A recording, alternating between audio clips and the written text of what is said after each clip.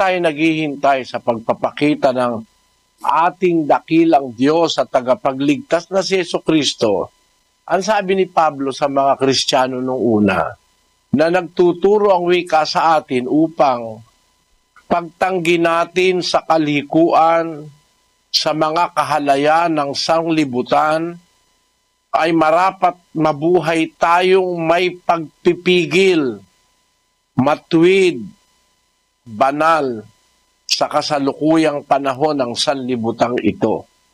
Ngayon, bakit po tayo kailangang mabuhay na may kabanalan, matuwid, may pagpipigil?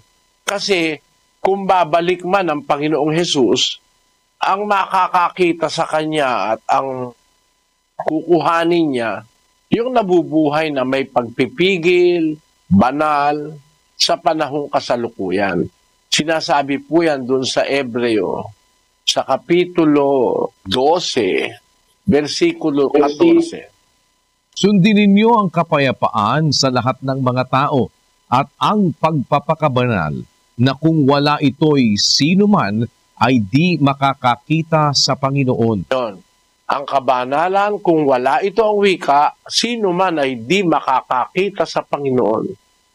Gusto nating makita ang Panginoon, makasama natin siya sa kanyang pagbabalik, sumunod tayo sa kabanalan. At yun po ang ating kampanya, mga kababayan.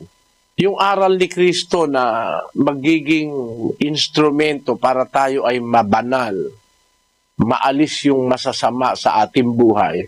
Yun po ang pinipilit nating maipangaral sa buong mundo. Meron tayong satellite na nagka-transmit ng ating programa sa lahat ng kontinente ng mundo. Meron pa tayo sa Facebook, meron pa tayo sa YouTube, meron pa tayo sa television, meron pa tayo sa radyo. Kaya ito pong ating ginaganap na ito, napapakinggan ito sa buong mundo.